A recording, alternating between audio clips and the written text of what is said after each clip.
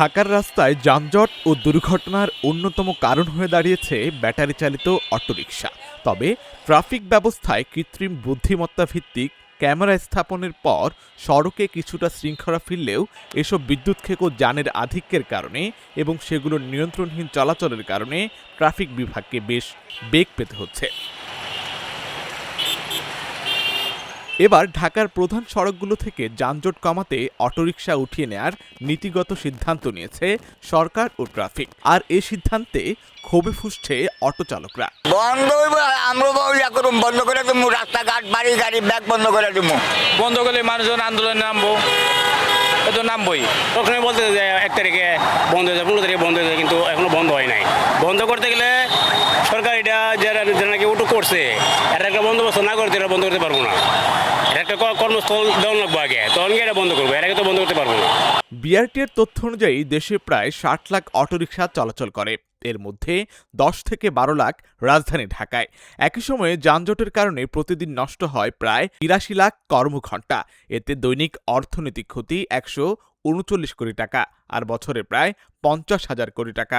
বাংলার টেসলা গুলশান এই দুই এলাকায় এসে ট্রাফিক পুলিশের হাতে ধরা। তারা কি করছেন দেখুন। তারা আসলে বারবার বলেছেন এই টেসলা এই সড়কে প্রবেশ নিষিদ্ধ, তার কেড়ে দেওয়া হচ্ছে।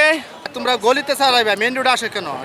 যাত্রী করে কষ্ট দেয় কেন? এরা এরা এরা রাস্তার ক্ষতি করে, মানুষ এই অ্যাক্সিডেন্টে বহুত লোক মারা যাইতেছে এর কারণে। ওরা ওদের মতো ছুটছে, না আছে কোনো কন্ট্রোলিং। তো ওদেরকে আপনি কিভাবে নিয়ন্ত্রণ করবেন বলেন? অটো রিক্সার জন্য জাম হয়, প্রচুর জাম হয়, রাস্তাঘাট খুব জাম হয়। সে নৌকা চালাইছে, সে এখানে এসে ট্রিগার চাপ দিলেই সে রিক্সা চালাতে পারতেছে। বাট তার যে ট্রেনিংয়ের ব্যাপার, একটা যে স্বচ্ছ ট্রেনিংয়ের ব্যাপার, ড্রাইভিং লাইসেন্সের ব্যাপার, একটা রিক্সারও আমি বলবো তো যে 99% রিক্সার কোনো লাইসেন্স তাদের নাই। আপনি হুট করে এসে করবেন, তাহলে এইসব লোকজন কোথায় যাবে? তাদের তো যাওয়ার একটা জায়গা থাকতে হবে, সে জায়গা তো নাই। আমরা কি কখনো চিন্তা করছি এইসব লোকের ব্যাপারে? তবে নগর পরিকল্পনাবিদরা বলছেন অটোরিকশা সরিয়ে দিলে সংকটের সমাধান হবে না। বিকল্প গণপরিবহন ও কার্যকর ফিডার সার্ভিস ছাড়া এই সিদ্ধান্ত নাগরিক দুর্ভোগ বাড়াতে পারে। প্রায় প্রতিদিনে শত শত অটোরিকশা রাস্তা নামছে এবং যারা একেবারে গ্রামে কর্মহীন ছিল তারা এসে কোনো ট্রেনিং তাদের নেই, তাদের কোনো নিয়ম শৃঙ্খলা সম্পর্কে কোনো ধারণা নেই, এমন মানুষও কিন্তু অটোরিকশা চালাতে শুরু করে। ফলে এই গাড়ির একে তো এটার ব্রেকের সমস্যা আছে, এটা নিয়ন্ত্রণের সমস্যা আছে, তার উপরে একেবারে আনাড়ি লোকজন এসে ঢাকা শহরের প্রধান রাস্তাতে এই গাড়িগুলো চালায়। ফলে মানুষের এই দুর্ঘটনার পরিমাণটা অনেক অনেক বেড়ে যায়।